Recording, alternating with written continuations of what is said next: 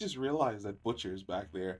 Whatever, I'm not gonna fucking change it. It doesn't matter. I freaking love the boys, and I can't wait till the next season. So, if you have been online since Spider Verse dropped, you have either ignored the discourse or you have seen the discourse. And the discourse currently is there are two groups of people on the internet currently.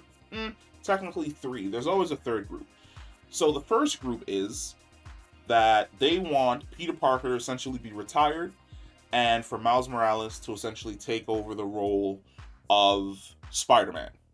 Then there is a second group that hate Miles. They hate the fact that he's getting all this attention and he's getting all this love, and his movies have been hitting. And they want Peter Parker to essentially get that love and get that attention and have his movies be hitting as well. The third group is the Spider Man fans who don't care and are just eating. That's me. I don't care about either side of this, but I'm still going to give my take on the situation. So, in my opinion, we have to walk a middle road. That middle road is we have to elevate Miles Morales while at the exact same time honoring Peter Parker for the Spider Man that he is. I believe that we are living currently in an age where more younger children can relate to and know who Miles Morales is than Peter Parker.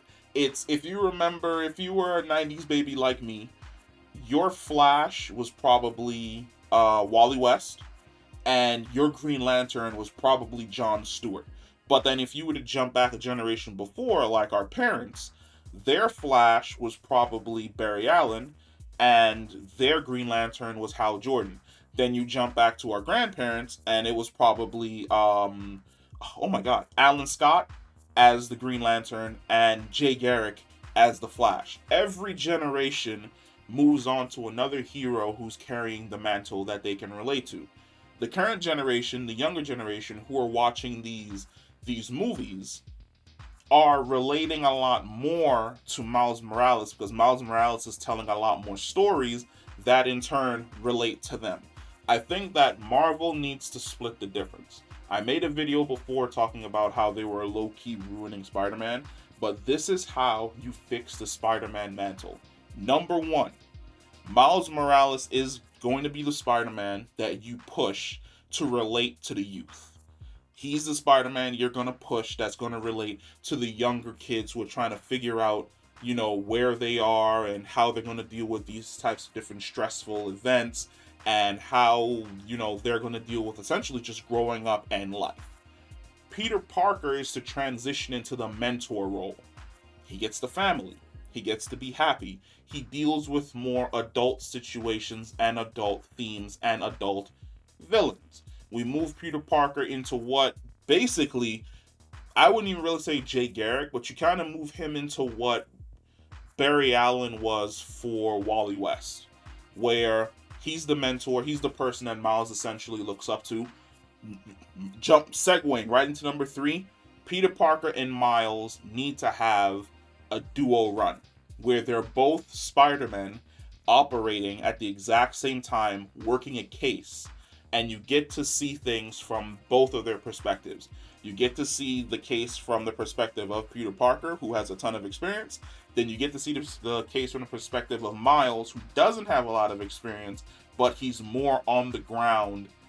Well, Spider-Man is the friendly neighborhood Spider-Man, but I would say Miles would be the one who's more on the ground, who has a better read for the people on the streets.